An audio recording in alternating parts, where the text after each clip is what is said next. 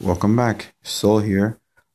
Today is October 8th, and we have Hammerman attacking our island. Um, so, from the last time you saw my base, I increased essentially the level of my cannons. Right now, the average defense of my defenses is 13.9 out of 18. 18 is the value of a max base, and I'm sitting at 77.1% of max in terms of my defensive capabilities. As you can see, I have the high power level 3 and the damage amplifier level 3. Most of my cannons, I have 4 cannons at level 15, and then the other 2 are level 14. My sniper towers are a mix of level 14s with level 15s. All my boom cannons are level 12. Rocket launchers are max at level 14, and shock launchers are max at level 10. My machine guns are all level 16. My flamethrowers are level 13, and my mortars are all level 16. Have I forgotten anything? Oh, the mines are max at level 22. Boom mines are at level 13, and shock mines are at level 1. Again, this is the basic layout of Hammerman that I use. I tweak it depending on what he's sending. So I may move stuff to the front line here of my defense or to the back. It really depends. So yeah, let's take a look. As always, I'm going to show you the first few stages, just because I don't want the other stages to get erased. So let's get to it. All right, let's take a look at stage 1.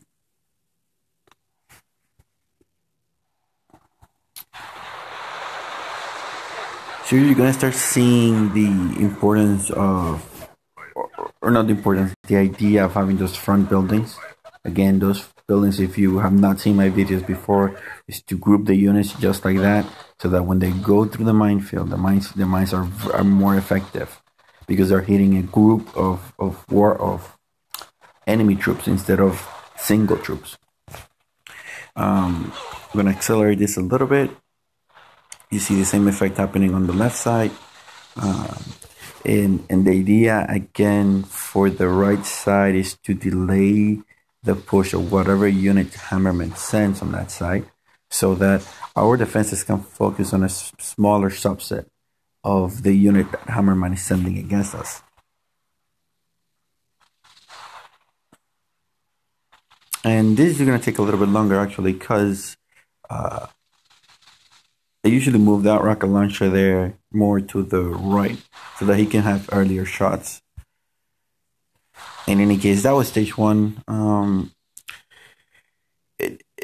It shouldn't be that hard if you do a similar strategy to this. You might lose a couple more units if you're lower level, but I'm pretty confident that almost anybody could beat this stage. All right, stage 2, he's sending 192 riflemen, 60 Sukas, and 9 tanks.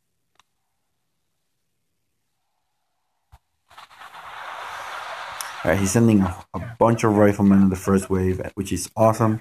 You're gonna see there, the units are gonna group because it takes time for them to kill them and get to position. Once they do, they're gonna walk on that minefield, and boom, boom, boom.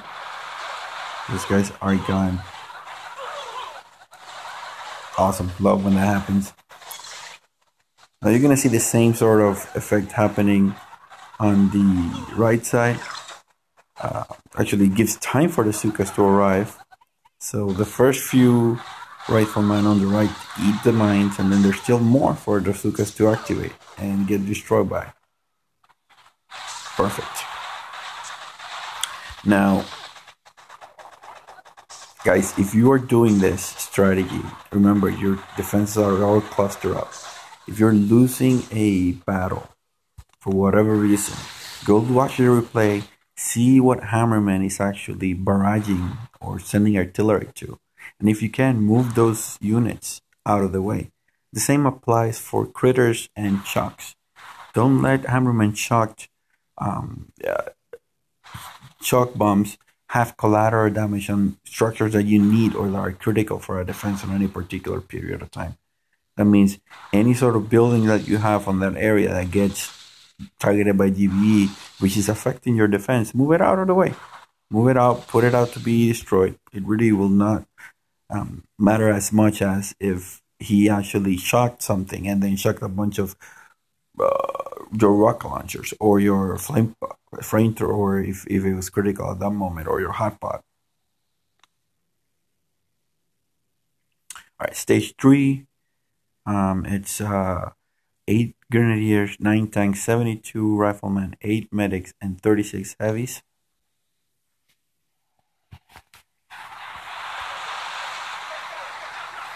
So on this one, I didn't move my buildings on the front, which I wasn't that concerned with at level 3, but you should.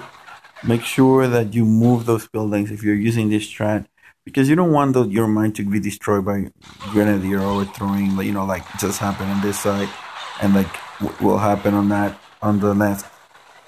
Here you see all those buildings got targeted by GBE. If I were actually defending for real, or if I wasn't confident that I was going to beat this level, I would move those buildings out of the way once I got destroyed by Hammerman, so that my second attempt will be even more successful.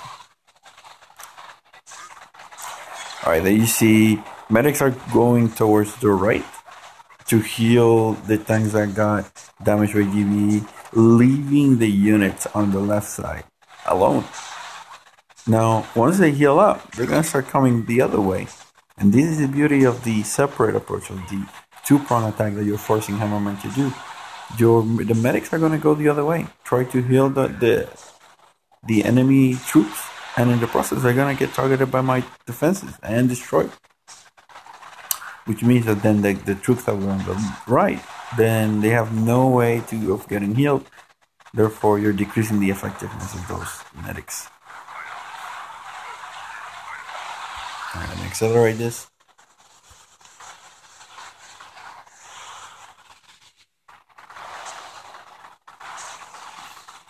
And stage 3 is done.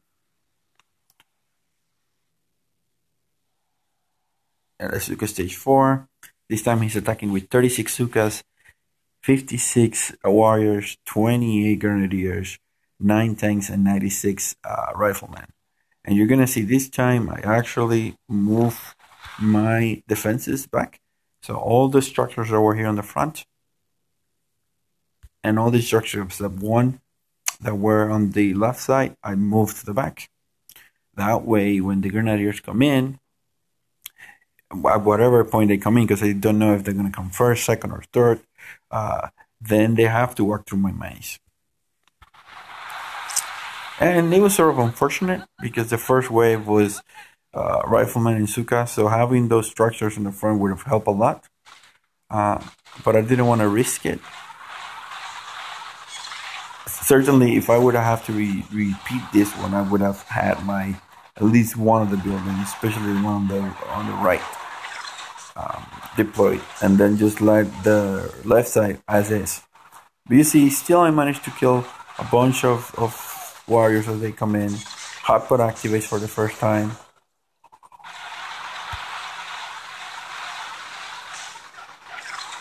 And you see, there we go. So he has targeted a lot of stuff by GBE.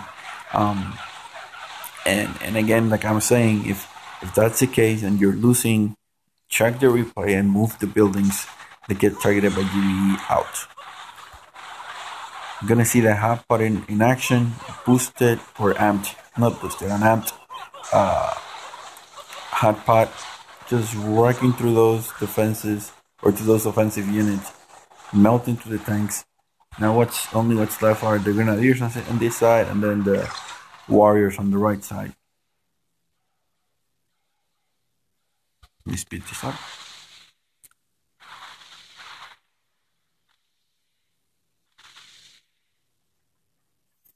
Alright, so that was stage 4. Yeah. And now, no, actually, yeah, stage 4. Now let's take a look at stage 5.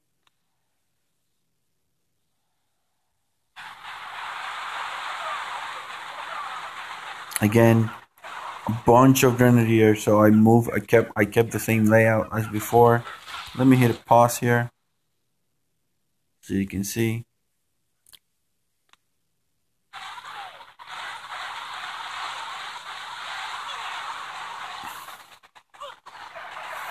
I received several comments of people saying, well, I mean, your defenses are high enough, you can do a beach HQ, and that is true. I can essentially do a front loaded base and attack Hammerman or defend Hammerman that way. But I like doing this way because it's the way I did it for when I was lower level, and I'm pretty sure it helps other people too. Alright, that hot pot is just melting to stuff. There's a few Grenadiers left. You see those Grenadiers just destroy my defenses in the front line. That combined with GBE, but look at this. Look at those heavies melting. It's insane. It's freaking insane. I love the hot pot, guys.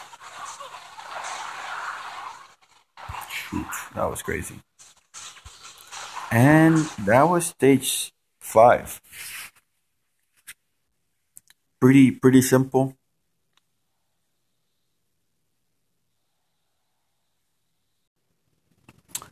All right, let's take a look at stage 6. I just beat it first try. So he's sending 384 riflemen, 64 warriors, and 48 heavies, which is crazy amount of heavies. But it was a pretty nice attack, guys. So here you see him sending all that GB to the back, and I got scared at that point because he took 2 of my cannons, and 1 mortar, I want to say. But then, first wave of riflemen gets wrecked by my mines on the right side, which is exactly what I wanted to. That's less troops to worry about. Look at those barrages on the back. He's still taking more stuff. It's crazy, but my hot pot and boost and amp rocket launcher is gonna come through. The waves of riflemen, it's gone, guys. Look at that. Well, it's not gone yet, but it's about to be gone. Look at that hot pot just melting to those foot soldier units. He's sending another wave of riflemen. I'm not scared, bro. Come on, me.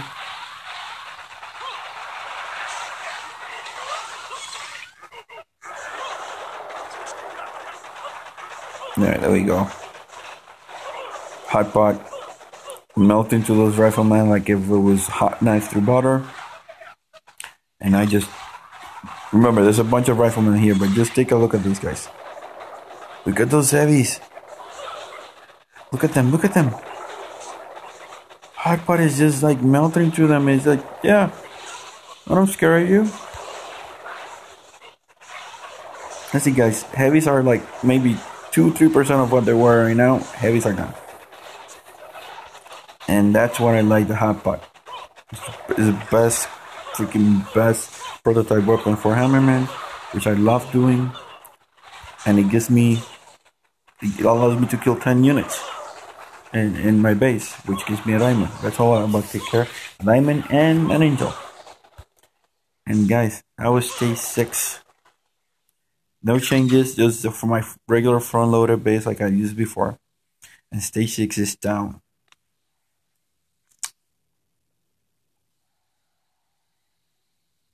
Stage 7 is down. Here's the layout I use. I'm gonna show it to you before the actual. I'm gonna pause it as the replay starts. But it only took me one fail attempt. See what he was deploying, change a couple of my buildings out, and then I got the win. And I'm gonna show you exactly what I did. So he sent 9 tanks, 480 riflemen, 36 heavies, and 12 medics. Pause this really quickly. So as you can see, what I changed from my standard base, those buildings, 2 of them were on this side. I moved them all here, and you're gonna see why in a second. I moved these buildings that get targeted by GBE out of the way because they were taking a lot of my defenses out, and that was essentially it. That got me the win. So here's why. He first sent tanks. And what happened is, because I had the buildings in the front, most of the tanks or half of the tank went to the left instead of all going to the right. So now I force all the tanks to go to the right, and now I can just deal with the horde of heavies and riflemen that he's gonna send on the left side. Most of the riflemen that went to the right are gonna die because of the mines, which is pretty epic. And now you're gonna see that Hot Pot, which is the MVP as always, just engaging. Oh my god, just like here you see that building that get targeted by GVE, and now the Hot Pot. My game is lagging right now just because of the sheer number of troops. But you see the Hot Pot just doing work. And you see that boom cannon getting destroyed. That boom cannon used to be in the middle of the cluster.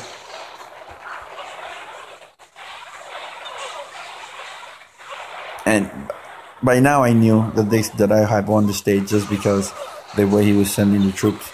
The tanks are still on the right side, just doing lollygagging, doing their stuff.